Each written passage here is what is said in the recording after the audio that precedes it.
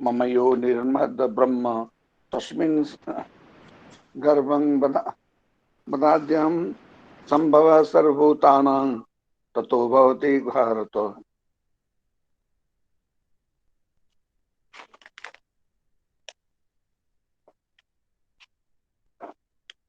भगवान यहाँ पुनः सृष्टि क्रम कह रहे हैं। यह सृष्टि तत्व अतिशय सूक्ष्म है। प्रज्ञा चक्षु प्राप्त साधकेंद्र के सिवा अन्य को इसकी धारणा नहीं हो सकती। तथापि शास्त्रों में इस बात को बारंबार समझाने की चेष्टा की है। बाह्य रूप से समझाते समय यह कहने से समाप्त नहीं होता और श्रोता के सब प्रश्नों की मीमांसा भी इससे नहीं होती। यह निज बोधगम्य है। कड़वे का स्वाद खाने वाले के स्वाद दूसरे नहीं जानते। बाह्य ब्रह्म सर्वव्यापक निराकार और उत्पत्ति विनाश वर्जित है। इंद्रिय मन और बुद्धि द्वारा इसको नहीं समझ सकते। यह सर्वव्यापक सर्वशक्तिमान सर्वज्ञ और अत्यंत सूक्ष्म है। इसका एकांश अत्यंत सूक्ष्म अणु के समान होता है, जिसका योगी लोग अनुभव करते हैं। उसके ही भीतर त्रिलोक विद्यमान है। ब्रह्म अणु का खष्टांग का एक भाग जम्बूद्वीप है। उस जम्बूद्वीप के लक्ष कोटि अंशों का एक अंश भी तुम नहीं हो। और तुम्हारे भीतर न जाने कितने लाखों लाख अनुभव रहते हैं। वे सारे अनुभव के द्वारा बोधगम्य है। भगवान कितने सूक्ष्म रूप से इस अणु के भीतर व्याप्त रहते हैं, इसको बुद्धि के द्वारा समझना सर्वथा संभव है। अणु के भीतर ही सब कुछ है। वह अणु ही ब्रह्म योनि है। क्रिया की परावस्था में जो गुणातीत निर्लिप्त और अव्यक्त है, वही सर्वगुण विशिष्ट होकर ईश्वर है। जो क्रिया करके क्रिया की परावस्था का अनुभव नहीं करते, वे प्रपंच में विद्यमान रहते हैं। इसी कारण वे संसार को देखते हैं, ब्रह्म को नहीं देखते। मन के संकल्प के कारण ही प्रपंच दिखता है। मन ही संकल्प करके बद्ध होता है। संकल्प न रहने पर जीव मुक्त हो जाता है। इस प्रकार निरुद्ध रहते रहते उन्मनी भाव हो जाता है। यह उन्मनी भाव ही परम पद है। मन में ही संसार भासता है। इसलिए जब तक मन का क्षय नहीं होता, तब तक क्रिया की परावस्था बलीभाती नहीं होती। होने पर भी अधिक देर तक नहीं टिकती। ऊर्ध्व बिंदु और अधो बिंदु के बीच में मन है। वह मन में रहकर ब्रह्म में लीन होता है। तब कर्ता या कारण नाम की कोई पृथक वस्तु नहीं रहती। आत्मा प्रकृतिस्थ होकर मन उपाधि धारण करता है और उस मन से ही इस प्रपंच की सृष्टि होती है। आज्ञा चक्र पर्यंत गुण का स्थान है।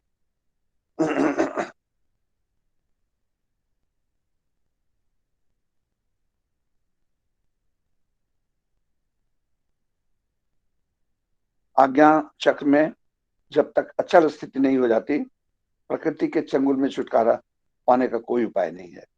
आज्ञा चक्र ही ब्रह्म योनि है। आज्ञा चक्र के नीचे उतरना ही मन की संसार अभिमुखी गति है। यहाँ ही ऊर्ध्वमुखी त्रिकोण तथा अधोमुखी त्रिकोण का स्थान है। अधोमुखी त्रिकोण से संसार प्रवृत्ति आरंभ होती है तथा ऊर्ध्व त्रिकोण या ऊर्ध्वमुखी ब्रह्मलोक का पथ है। यहाँ स्थिति लाभ होने पर गुणातीत अवस्था प्राप्त होती है। यह आज्ञा चक्र योग माया का पुर है। इस पुर में जो रहता है, वही पुरुष है। वही महेश्वर या उत्तम पुरुष है। इस महेश्वर के साथ आद्याशक्ति अविना भाव संबंध से नित्युक्त है। गुणातीत ब्रह्म या परशिव ही महेश्वर का पुरुषोत्तम का आदि है। यह परशिव अवांग मानस गोचर है। यहाँ प्रकृति भी नहीं है और पुरुष भी नहीं है। पश्चात पश्चात पुरुषोत्तम नारायण में यह शिव शक्ति संभाव में मिली हुई है।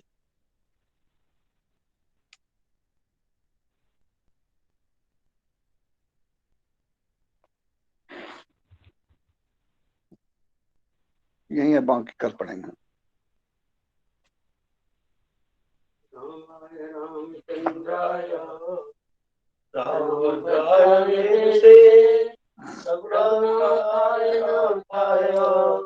सीताय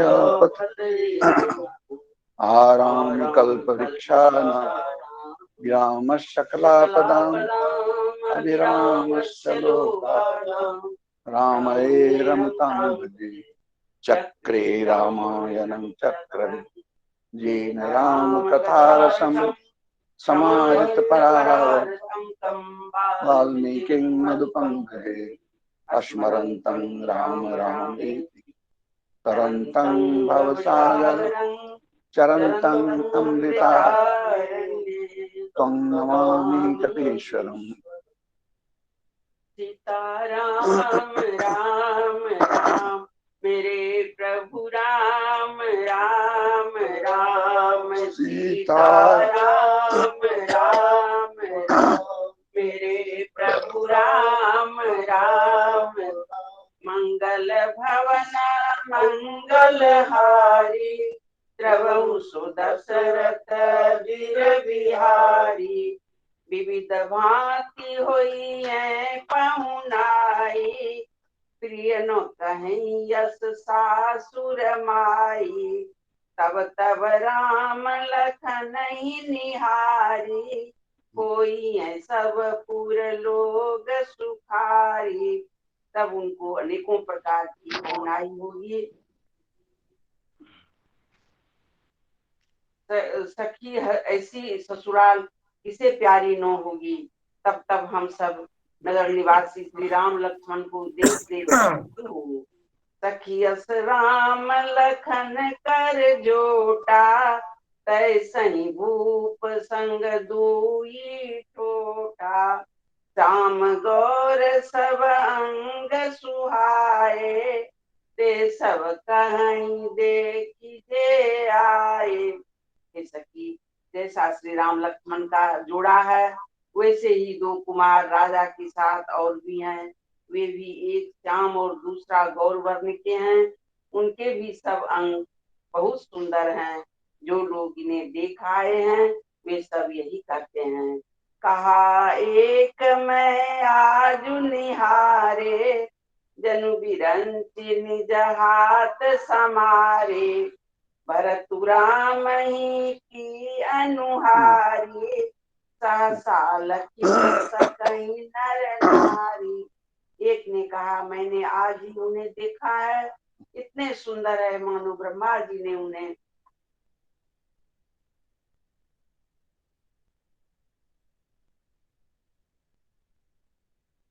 अपने हाथों से सजाया है समारा है। भरत भरत तो श्री रामचंद्र जी की ही सकल सूरत के हैं। स्त्री पुरुष उन्हें सहसा पहचान नहीं सकते। लखनु शत्रुसूदनु एक रूपा नख सिकते सब अंग अनुपा मन भावहि मुख बरनि न जाहि उपमा कहूँ त्रिभुवन को नाही। लक्ष्मण और शत्रुघ्न दोनों का एक रूप है। दोनों के नेत्र नख से सिर तक सभी अंग अनुपम हैं। मन को बड़े अच्छे लगते हैं पर मुख में उनका वर्णन नहीं हो सकता। उनकी उपमा उपमा के योग्य तीनों लोकों में कोई नहीं है।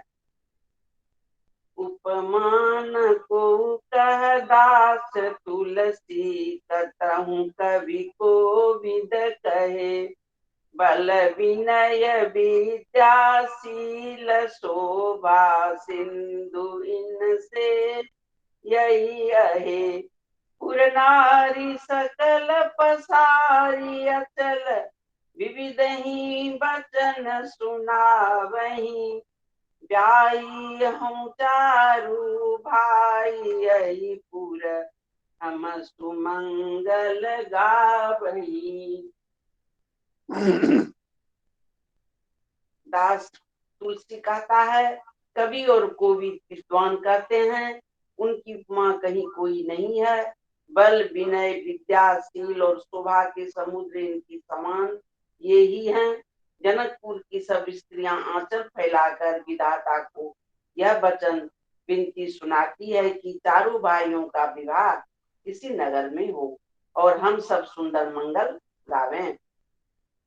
बारी बिलोचन पुलक तनो कहीं परस पर नारी पुण्य पयो नदी निधि भूप दो सखी सब करव पुरारी सीताराम राम राम मेरे प्रभु राम राम राम सीताराम राम मेरे प्रभु राम राम राम मंगल भवन मंगल हारी द्रवहु सुदशरथ अजिर बिहारी। नेत्रों में प्रेमांसुओं का जल कर पुलकित शरीर से स्त्रियां आपस में कह रही हैं कि हे सखी, दोनों राजा पुण्य के समुद्र हैं। त्रिपुरारी शिव जी अब मनोरथ पूर्ण करेंगे। यही विधि सकल मनोरथ करही आनंद उमंगी उमंगी उर भरही जे नृपसिय स्वयं बराए देखी बंधु सब तिन सुख पाए। इस प्रकार सब मनोरथ कर रही हैं और हृदय को उमंग उमंग कर उत्साह पूर्वक आनंद में भर रही हैं। सीता जी के स्वयंवर में जो राजा आए थे उन्होंने भी चारों उपायों को देखकर सुख पाया। कहत राम जसु विशद विशाला निज निज भवन गए महिपाला गए बीती कछु दिन यही भांति प्रमुदित पुर जन सकल बराती। श्री रामचंद्र जी का निर्मल और महान यश करते हुए राजा लोग अपने अपने घर में गए। इस प्रकार कुछ दिन बीत गए। जनकपुर निवासी और बराती सभी बड़े आनंदित हैं। मंगल मूल लगन दिनु आवा ऋतु अगहन मासु सुहावा ग्रह तिथि नख तुजो गुबर बारू लगन सोदी विधि किन्न विचारू। मंगलों का मूल लग्न का दिन आ गया। हेमंत ऋतु और सुहावना अगहन का महीना था। ग्रह तिथि नक्षत्र योग और बार श्रेष्ठ थे। लग्न मुहूर्त शोध कर ब्रह्मा जी ने उस पर विचार किया। पठे दिन नारद सन सोई गनी जनक के गन कहन जोई सुनी सकल लोगन यह बाता कहीं जोत सी आई विधाता। और इस लगन पत्रिका को नारद जी के हाथ जनक जी के यहाँ भेज दिया। जनक जी के ज्योतिषियों ने भी वही गणना कर रखी थी। जब सब लोगों ने यह बात सुनी तब वे कहने लगे यहाँ के ज्योतिषी भी ब्रह्मी हैं। धेनु धूरी बेला विमल सकल सुमंगल विप्रण कहूँ विदेह सनो जान सगुन अनुकूल। सीताराम राम राम मेरे प्रभु राम राम राम सीताराम राम राम मेरे प्रभु राम राम राम मंगल भवन मंगल हारी द्रवहु सुदशरथ अजिर बिहारी। निर्मल और सभी सुंदर मंगलों की गोधूली की पवित्र बेला आ गई और अनुकूल सगुन होने लगे। यह जानकर ब्राह्मणों ने जनक जी से कहा, सियावर रामचंद्र की जय पवन सुत हनुमान की जय उमापति महादेव की जय। नित्यकृत का 114 पेज निकाल लीजिए।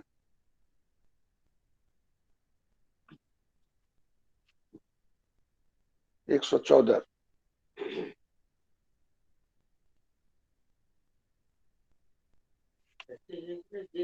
मंडलम समस्त पाप खंडनम स्वभक्त चित्त रंजनम सदैव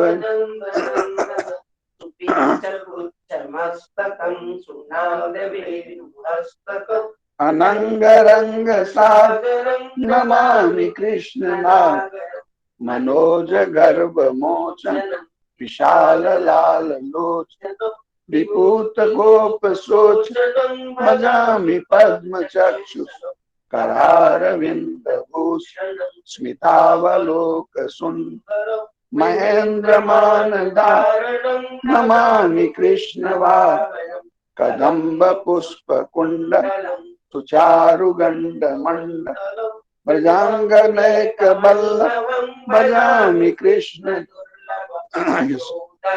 समोदया सकोपया दयानिधि उदुखले कृतगृहं नमामि नंदनं नवीन गोपनाथ नवीन केलि मंदिर नवीन वेद सुंदरं भजे ब्रजैक सुंदर सदैव पाद पंकजं मदीय मानसे ददातु नंद बालकं समस्त भक्त पालक समस्त गोपनागरी मोहनं भजामि कुंज मध्ययं प्रसूनबाललोचनं विरन्ति सुसेविता सहासवाल संविदं दिने दिने नवं नवं नमामि नंद संभवं गुणाकरं सुखाकरं कृपाकरं शुभाकरं सदा सुख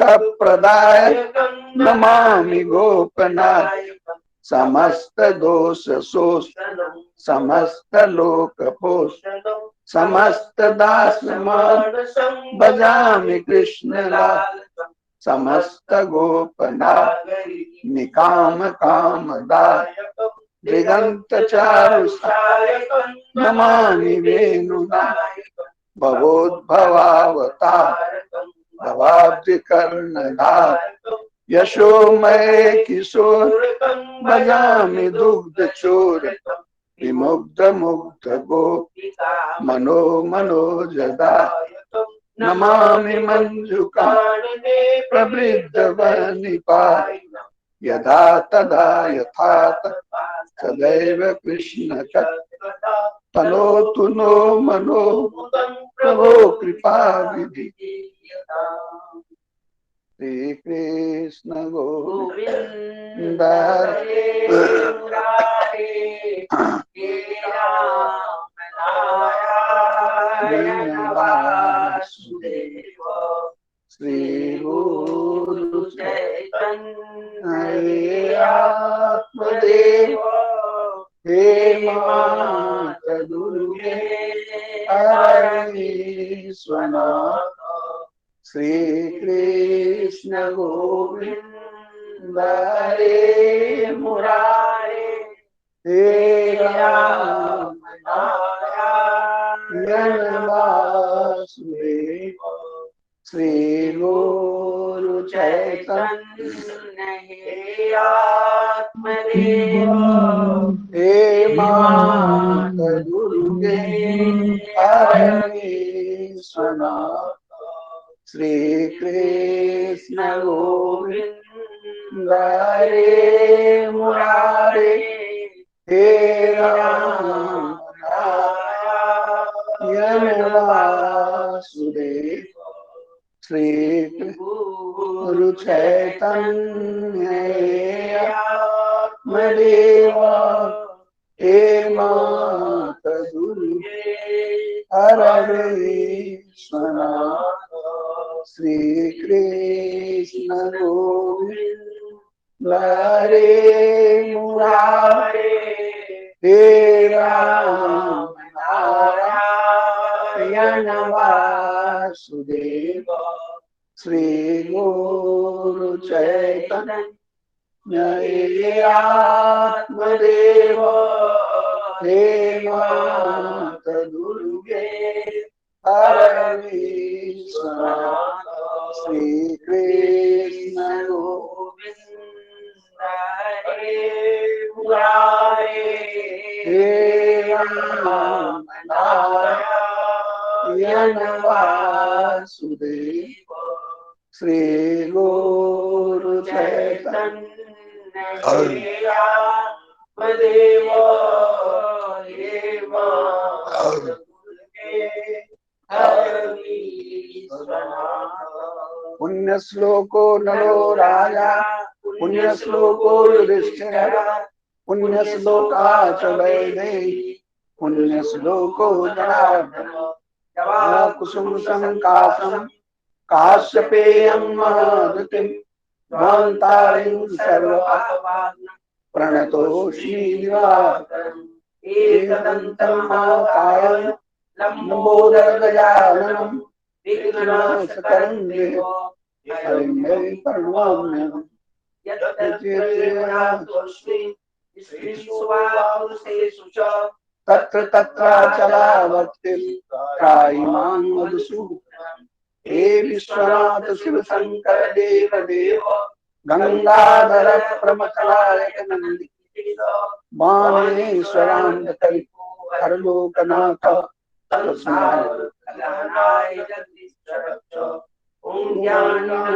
चेतांसी देवी भगवती सा बलादा कृष्ण मोहाय महामाया सर्वे भवन्तु सुखिनः सर्वे सन्तु निरामया सर्वे भद्राणि पश्यन्तु मा कश्चित् दुःखभाग्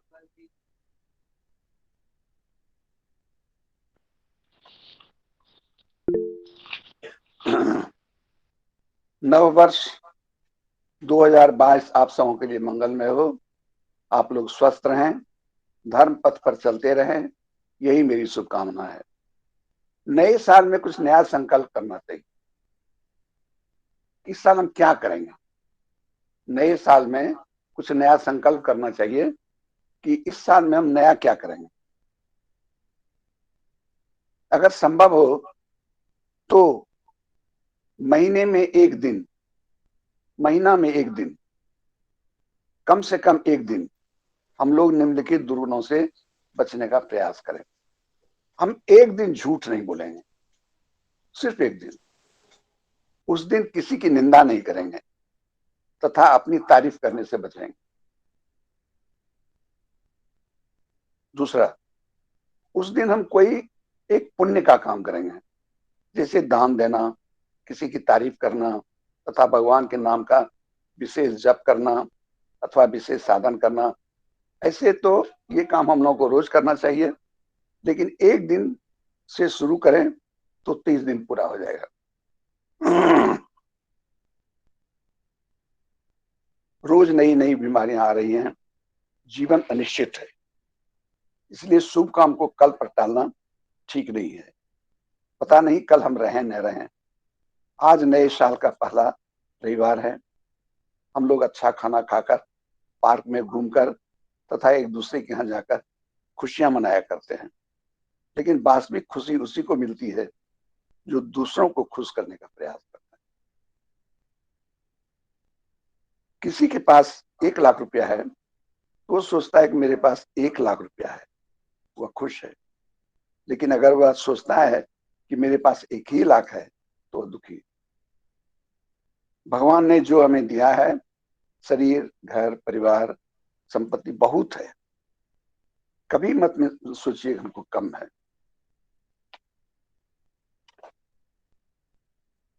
बल्कि सोचिए कि हमको जरूरत से ज्यादा है, और उसी से हम खाएंगे भी और बांटेंगे भी।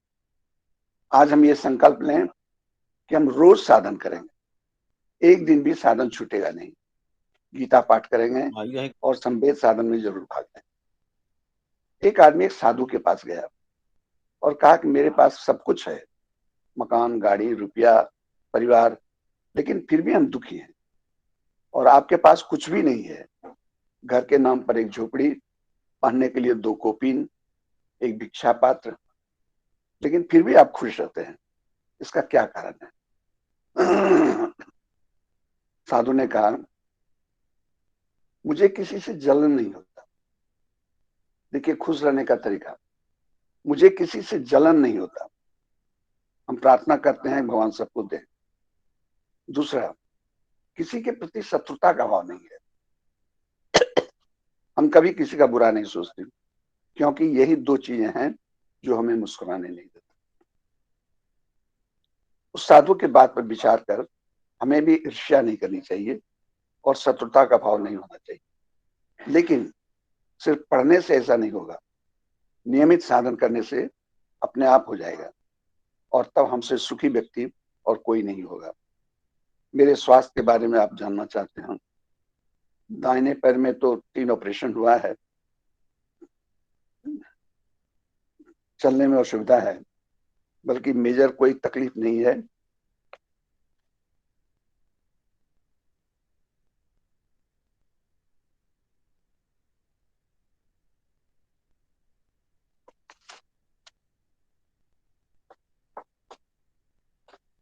ये गुरु संदेश जब हम लिखाए तो उसमें हम बिल्कुल ठीक थे, लेकिन 31 तारीख की रात में अचानक हमको कमर में बहुत दर्द हो गया।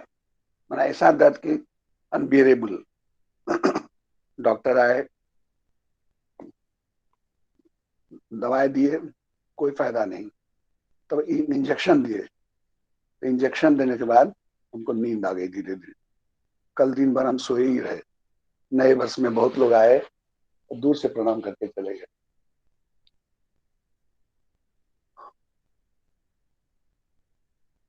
नव वर्ष के शुभ बेला में मैं यही कामना करता हूं कि आप अनमोल हैं। आपका ऐसा कोई नहीं हो। इतना अच्छा बने कि लोग आपका नाम लेने से गर्व महसूस करें।